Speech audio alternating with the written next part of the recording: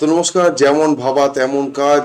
যেমনটা ভাবছিলাম যে বাজার হয়তো এই সপ্তাহের মানে যে সপ্তাহটা গেল সেই সপ্তাহের শেষ বা আগামী যে সপ্তাহ আসছে সেই সপ্তাহে একটা কারেকশন করবে। বাজার সেই দিকেই যাচ্ছে, অন্তত খবরাখবর সেরকমই বলছে, কিন্তু গিফট নিফটির শেষ যে চরণটা সেটাকে দেখে কিন্তু মোটেই মনে হচ্ছে না বাজারে মন্দি আছে, বা আগের পুরো সপ্তাহটাও একদম মনে হয়নি যে বাজারে কোনো মন্দি আসার সম্ভাবনা রয়েছে। কিন্তু চার্ট বলছিল যেন কিছু সমস্যা রয়েছে। শুক্রবার দিনকে মার্কেটে একদম শেষ আওয়ার্সে বড় সড়ো পজিশন তৈরি হয়েছিল এবং গিফট নিফটি বড় সড়ো আপ মুভ দেখিয়েছিল শেষ রাত্রিরেও।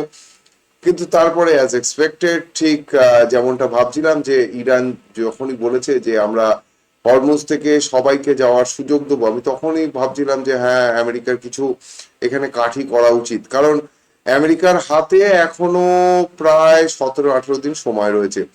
যেটা ভাবছিলাম যে এপ্রিলের 15 তারিখ একটা বড় সড়ো কিছু তার মধ্যেই ঘটে যাবে, সম্ভাবনা ছিল তাই, কিন্তু জাস্ট সেই টাইমটা ডিলেট করে দেওয়া হলো এবং তারপরে গিয়ে কিছু বড় সড়ো ঘটতে চলেছে এরকমই মনে হচ্ছে।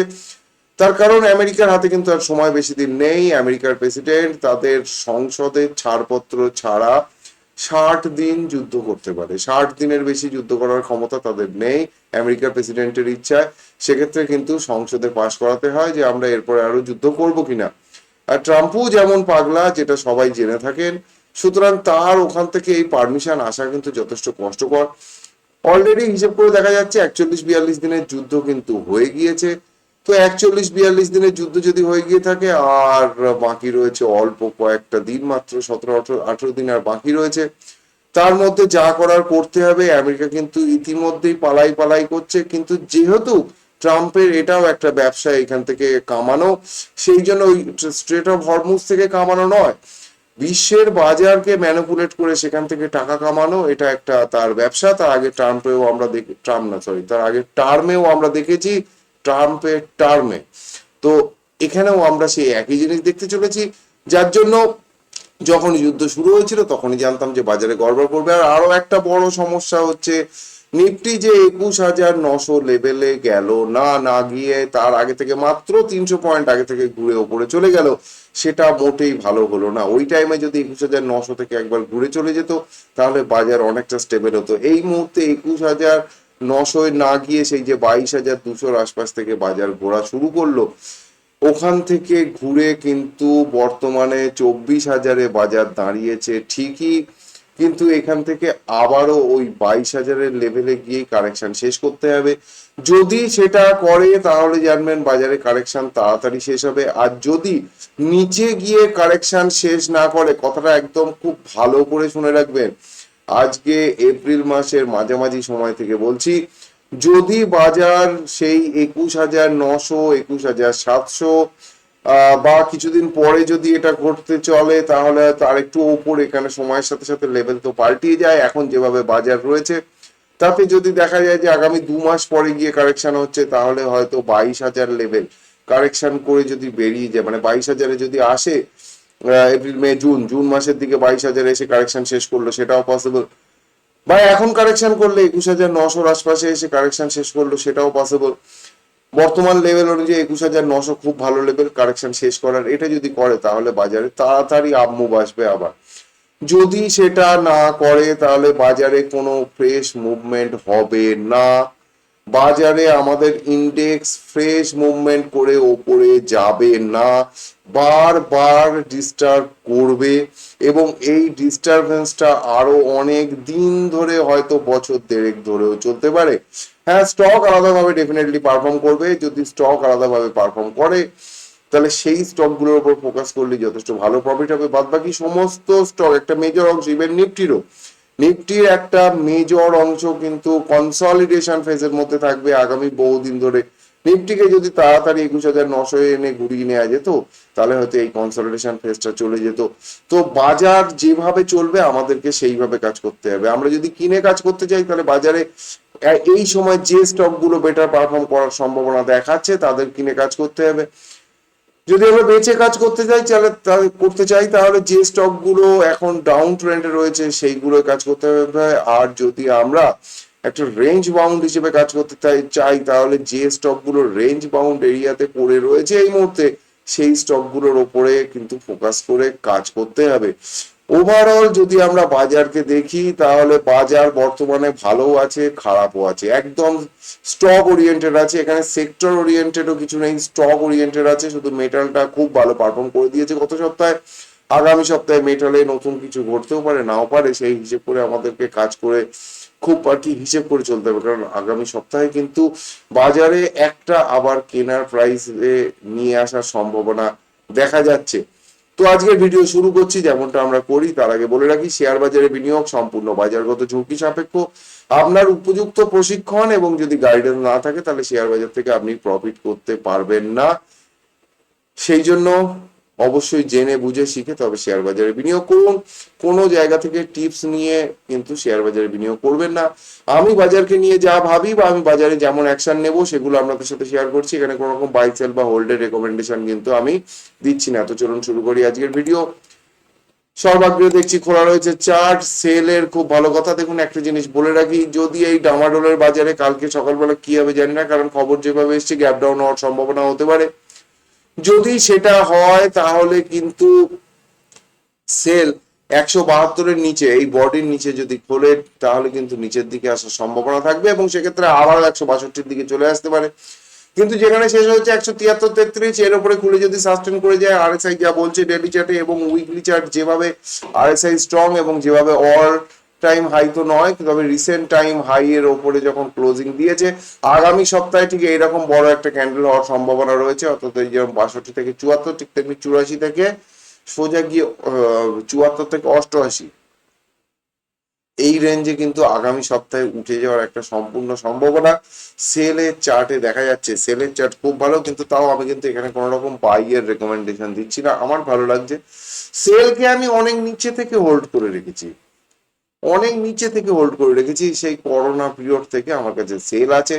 তো লেভেলটা আশা করি আপনারা বুঝতে পারছেন যে সেই 40-এর লেভেল এখন চলছে প্রায় 200-র কাছাকাছি।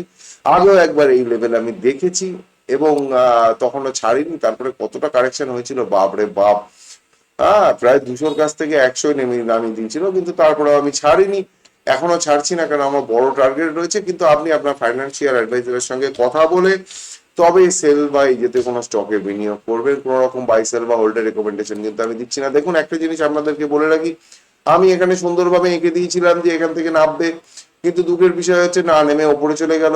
এই লেভেলে একটা হার্ড রেজিস্ট্যান্স কিন্তু আসতে চলেছে বাজারে।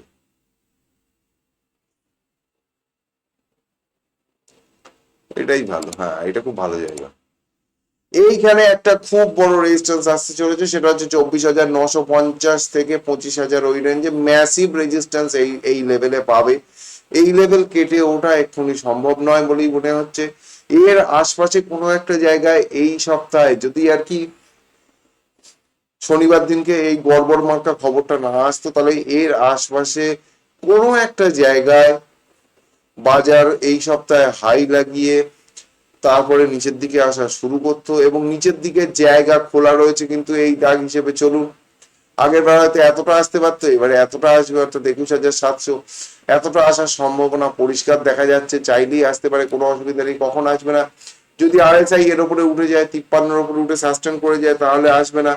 এই চার্ট দেখে কিছুই হবে না এখন। তার কারণ হচ্ছে এই চার্টের বাবার ঘটনা ঘটে গিয়েছে শনিবার থেকে রবিবার, এই দুটো দিনে বাজারে এমন এমন খবর এসেছে যে কালকে এখানেও খুলতে পারে 23,750। আপাতত 23,750 খুব বড় সড়ো একটা সাপোর্টের কাজ করবে। 23,750 কেটে যাওয়ার অর্থ হচ্ছে বাজার কিন্তু আবারও ওই নিচের দিকে চলে আসবে। আর উপরের দিকে এই হলুদ দাগ দেওয়া থাকলে, এই হলুদ দাগ যতক্ষণ না কাটছে ততক্ষণ ফ্রেশ মুভ হওয়ার সম্ভাবনা নেই বলতে গেলেই চলে। নিফটি ব্যাংকও ঠিক রেজিস্ট্যান্স এসে এই সপ্তাহে শেষ করেছে, অ্যাটলিস্ট উইকলি চার্টে সেটাই দেখা যাচ্ছে। নিচে একটা দাগ দিয়েছিলাম, ওইখানে এসে ধাক্কা খেয়েছিল, ওপরে একটা দাগ কেটে দিলাম। এই যে 57,925 বা 58,000 ধরে নিন, 58,000 যে লেভেলটা এখন রয়েছে, 56,175, 58,000 লেভেলটা একটা ম্যাসিভ রেজিস্ট্যান্সের কাজ করবে। এবং নিচের দিকে প্রাইমারি ভাবে 53,700, 56,700 রয়েছে, 53,700 একটা সাপোর্টের কাজ করবে। 53,700 নিচের দিকে সাপোর্ট এবং ওপরের দিকে 57,900, এই দুটো রেঞ্জের মধ্যেই এই সপ্তাহে ব্যাংক নিফটি থাকবে। এত বড় লেভেলে আমরা কেন এই ব্যাংক নিফটি নিয়ে আলোচনা করছি, তার কারণ হচ্ছে বাজার খুব ভালোভাবে পারফর্ম করার পরেও সপ্তাহের শেষে যে খবরাখবর এসেছে তাতে করে কিন্তু বাজারে সমস্যা ভয়ঙ্কর হয়েছে। এবং ভারতের জাহাজের ওপরে গুলিগোলা চলা নিয়ে যে খবর আমরা পেয়েছি তাতে কিন্তু সমস্যা আরো আস্তে আস্তে বাড়তে চলেছে এরকমই মনে হচ্ছে। তাই এই জিনিসটা ভোলাটিলিটিও বাড়বে, ভিক্স ওপর দিকে যাবে। ইউএসডি আইএনআর পুরো সপ্তাহ ধরে আগের সপ্তাহে নেগেটিভ করেছে, কিন্তু যতক্ষণ না ভালোভাবে ব্রেকডাউন হচ্ছে ততক্ষণ পর্যন্ত কিছু বলার নেই। আরএসআই বলছে নিচের দিকে আসবে, দেখে কিন্তু প্রাইমারি ভাবে মনে হচ্ছে যে হয়তো ইউএসডি আইএনআর নিচের দিকে আসতে পারে, কিন্তু নিচের দিকে আসলেও আপাতত ভাবে 9150 এই যে লেভেলটা, এই লেভেলটা কিন্তু একটা ম্যাসিভ সাপোর্টের কাজ করবে। 9150 একটা ম্যাসিভ সাপোর্টের কাজ করবে ইউএসডি আইএনআর এর জন্য। ইন্ডিয়া ভিক্স যেভাবে পড়েছে এই সপ্তাহে, সামনের সপ্তাহে আবার একটা বাউন্স আসতে পারে, সেক্ষেত্রে 21 থেকে 24 পর্যন্ত উঠে যাওয়ার একটা সম্ভাবনা দেখতে পাচ্ছি। আর যদি নিচের দিকে নামে, প্রথমে তো সোমবারে কি হবে বোঝা যাচ্ছে না, কিন্তু যদি নিচের দিকে নামে তাহলে কিন্তু 1350-এ নেমে আসার সম্ভাবনা রয়েছে ইন্ডিয়া ভিক্সের। হ্যাঁ, কিন্তু যদি ওপরে ওঠে তাহলে কিন্তু 24 পর্যন্ত টেনে নিয়ে যেতে পারে, ওপরে 20 থেকে 24 এই রেঞ্জে কিন্তু পাবে রেজিস্ট্যান্স। গোল্ড আপ্রাণ চেষ্টা করছে ওপরে টিকে থাকার, কিন্তু এত প্রেসারে টিকে থাকা মুশকিল। সামনের সপ্তাহে হয়তো নিচে নামলেও নামতে পারে, নিচে যদি নামে তাহলে একটা বড়ই খটমট টাইপের একটা প্যাটার্ন তৈরি হবে এখানটায়। আপাতত তো এই দুটো রেঞ্জ দেওয়া রয়েছে। দেখুন দাগের যে পাওয়ার নিশ্চয়ই দেখতে পাচ্ছেন, সপ্তাহ পর সপ্তাহ ধরে দাগকে রেসপেক্ট করেই চলছে। এবং যদি আমরা সিলভারকে দেখি, সিলভার দেখুন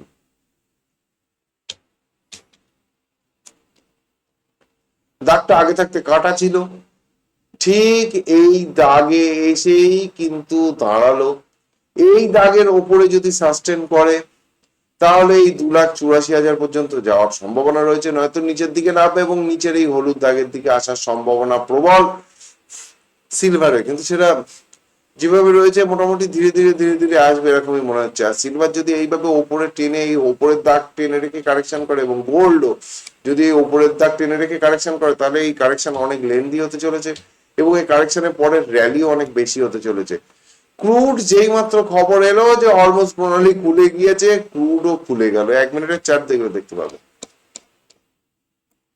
এই যে তিনটে এই শেষ হয়েছিল 8,400, তারপরে হরমুজ প্রণালী খুলে গিয়েছে, খবর এলো সন্ধ্যেবেলা, ধাম ধাম ধাম তিনটে সার্কিট মারলো, মারার পরে কনসলিডেট করছে। দেখে যেটা মনে হচ্ছে আবার যেহেতু নিশ্চিদ্র প্রহরী ওরা হয়ে গিয়েছে, তাই আগামী সপ্তাহে ক্রুড আবার বেশ খানিকটা বাউন্স নিতে চলেছে। অন্তত প্রথম দিন তো নিচ্ছেই।